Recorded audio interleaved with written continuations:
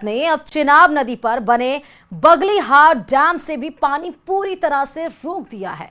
कल रामबन जिले में मौजूद इस अहम डैम के सभी गेट बंद कर दिए गए, जिसकी वजह से चिनाब का बहाव बेहद ही कम हो गया है। यानी पाकिस्तान तक पहुंचने वाला पानी धीरे धीरे कम हो रहा है। देखिए रिपोर्ट।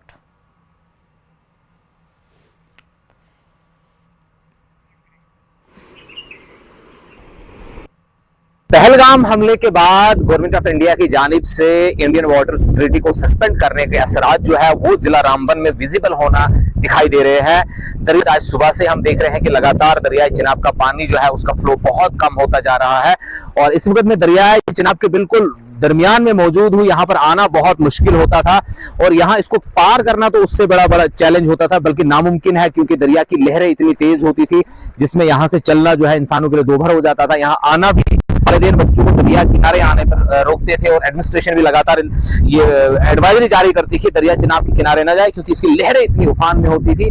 आज जो है तस्वीरें बिल्कुल मुख्तलिफ है। चिनाब का पानी का कम होना जो है इस बात को जाहिर करता है कि गवर्नमेंट ऑफ इंडिया ने जो इकदाम लिए थे उनके असर जो है वो विजिबल होना शुरू हो गया है। रामबन में है दरिया चिनाब के किनारे पर न्यूज़ 18 की टीम मौजूद है और आपको दिखा रहे हैं कि एक्सक्लूसिव तस्वीरें कि किस तरह जो पानी का बहाव जो है इतना कम हो गया है और ये इंडस वाटर ट्रीटी के तहत आने वाले दरियाओं पे इंडस वाटर ट्रीटी के तहत आने वाले दरियाओं पे जो है बिजली के मजीद फरोग और प्रोडक्शन कर सकती है और अपने शहरियों के लिए इस्तेमाल किया जा सकता है इन नेचुरल वाटर रिसोर्सेज को। आज से पहले इंडस वाटर ट्रीटी के तहत जो है यहाँ पर सिर्फ पन बिजली बनाने की इजाजत होती थी, पानी को रोक नहीं सकते थे, लेकिन अब गवर्नमेंट ऑफ इंडिया ने जो पहलगाम हमले के बाद इस ट्रीटी को सस्पेंशन में डाल दिया है और उसके असरात जो है विजिबल दिखाई दे रहे हैं कि दरियाई चिनाब का पानी बिल्कुल कम हो गया। लोग दरिया किनारे आकर फोटोज ले रहे हैं, सेल्फीज ले रहे हैं और यहाँ आना एक वक्त में बहुत मुश्किल होता था, लेकिन आज जो है यहाँ पर आप देख रहे हैं कि लोग किस तरह भीड़ बना के यहाँ आ रहे हैं, फोटोग्राफी हो रही है। लोगों को एहतियात करने की भी जरूरत है, क्योंकि पानी जो है ये नेचुरल कोर्स है वाटर का, तो इसमें जो है कभी हादसा भी हो सकता है। लेकिन आज जो है इंडस वाटर ट्रीटी के जो असरात है वो दिख रहे हैं। ये सामने पत्थर देखिए कि कितने बड़े बड़े पत्थर है, ये इसके ऊपर से है जो दरियाई चिनाब जो है उफान मारता हुआ लहरें यहाँ से गुजरती थी, लेकिन आज जो है पूरा इलाका सूख गया है, पानी की सतह बिल्कुल कम होकर रह गई है। इसके जो इम्प्लीकेशंस है वो अब आने वाले दिनों में हमें विजिबल दिखाई देंगे, जब दरियाई चिनाब के पानी को रोकने का जो अमल जो है हिंदुस्तान गवर्नमेंट ने शुरू कर दिया है और उसके असरात जो है ग्राउंड जीरो से हमने आपको दिखाए। न्यूज़ 18 नेटवर्क के लिए रामबन से बिलाल बाली। पहलगाम हमले के बाद भारत का रुख पाकिस्तान के लिए चुनौती बना हुआ है। पाकिस्तान को समझ नहीं आ रहा कि वो भारत के इस एग्रेशन का सामना कैसे करे। आलम यह हो चुका है कि पाकिस्तान की घबराहट साफ तौर पर वैश्विक मंचों पर दिखाई देने लगी है। देखिए रिपोर्ट।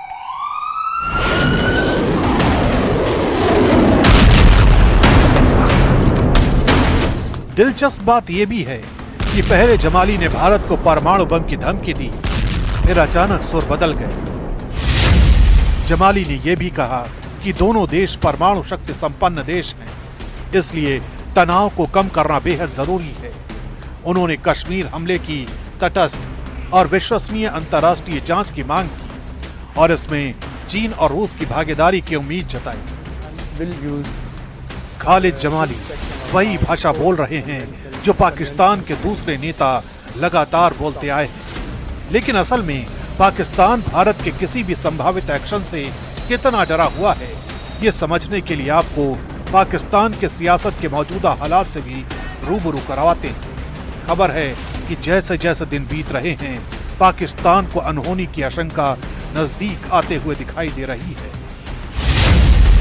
यही वजह है कि पाकिस्तान में सर्वदलीय बैठक आयोजित की गई। इस बैठक में शहबाज शरीफ सरकार की तरफ से मौजूदा हालात की जानकारी दी गई।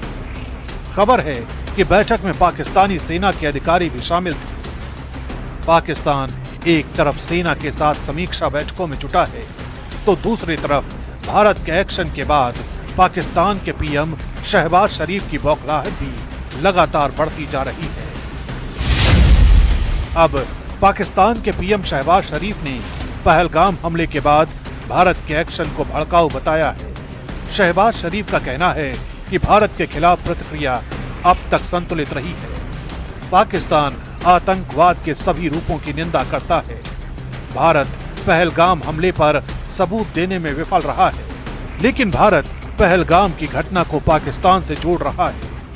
ये हालात साफ बता रहे हैं कि पाकिस्तान में नेताओं की मनोस्थिति इस वक्त क्या है। जरा पाकिस्तान के रक्षा मंत्री ख्वाजा आसिफ का वो बयान भी सुन लीजिए, जिसमें वो भारत के खिलाफ सैन्य कार्रवाई की गीदड़ भभकी दे रहे हैं। आप कह रहे हैं फिर भी हम इसको चैलेंज करेंगे, लेकिन अगर बिल्कुल करेंगे, बिल्कुल करेंगे। देखिए, रोकने की कोशिश करते हैं, रुख मोड़ने की कोशिश करते हैं, तो फिर क्या पाकिस्तान जब कहता है जंग तस्वीर किया जाएगा, क्या इसका ये मतलब है then we can strike first also? बिल्कुल, अगर कोई इस किस्म का स्ट्रक्चर बनाने की कोशिश करेंगे, we will strike that structure. बिल्कुल we will strike that structure. That will be an act of aggression against Pakistan. वो पाकिस्तान के खिलाफ जारियत होगी। जारियत सिर्फ तोप के गोलों से या बंदूक चलाने से नहीं होती। जारियत के बहुत से अशकाल होते हैं, बहुत सी उसकी जो फेसेस होते हैं, उसमें ये भी एक फेस है, ये बहुत बड़ा फेस है। इससे तो कौमें जो हैं वो प्यास से या भूख से मर सकती हैं। तो ये अगर उन्होंने इस किस्म का अटेम्प्ट भी किया को आर्किटेक्चरल, तो स्ट्रक्चर को पाकिस्तान जो है डिस्ट्रॉय करेगा। यानी दुनिया के सामने विक्टिम कार्ड खेलकर पाकिस्तान खुद को न सिर्फ बेकसूर बताने में जुटा है, बल्कि उल्टा भारत को अपना गुनहगार बता रहा है। और बार बार पाकिस्तान के नेता ऐसे बयान दे रहे हैं जो उन्हीं के देश के नेताओं के गले नहीं उतर रहे हैं। इसे ऐसे ही समझा जा सकता है कि पाकिस्तान में युद्ध और भारत के एक्शन की ऐसी दहशत है कि कई नेता देश छोड़ने को तैयार बैठे हैं। और बतौर पाकिस्तानी अगर जंग बढ़ जाती है तो बंदूक लेकर बॉर्डर पर जाएंगे? नहीं, अगर जंग बढ़ जाती है तो मैं इंग्लैंड चला जाऊंगा। भारत के एक्शन के बाद पाकिस्तान में खलबली मची हुई है। पाकिस्तान के राष्ट्रपति आसिफ अली जरदारी ने नेशनल असेंबली का विशेष सत्र बुलाया है। कल शाम 5 बजे संसद का विशेष सत्र बुलाया गया है। 5 मई को होने वाले पाकिस्तान नेशनल असेंबली का सत्र मौजूदा नेशनल असेंबली का 16वां सत्र होगा। एक तरफ पाकिस्तान में विशेष सत्र की तैयारी चल रही है, तो दूसरी तरफ पाकिस्तान के नेताओं के अलावा अब पाकिस्तान के क्रिकेटर भी उसी भेड़चाल का हिस्सा बन रहे हैं, जिसकी शुरुआत कुछ दिन पहले पूर्व क्रिकेटर शाहिद अफरीदी ने की थी। इस बार शाहिद अफरीदी की ही तर्ज पर क्रिकेटर जुनैद खान का भी एक वीडियो सामने आया है, जिसमें वो सोशल मीडिया के जरिए भारत तक अपनी गीदड़ भभकी पहुंचाने में जुटे हैं। ये सब कुछ पाकिस्तान में ऐसे वक्त में हो रहा है जब पाकिस्तान के हर एक नेता एक दूसरे के पीछे छिपकर सिर्फ बयानबाजी में जुटे हैं। कोई परमाणु हमलों की धमकी के जरिए उकसा रहा है, तो कोई खून की नदियां बहाने की धमकी दे रहा है। और उनकी हुकूमत ने ऐलान किया कि अब वो ये मुआहिदा नहीं मानते। और मैं सखर में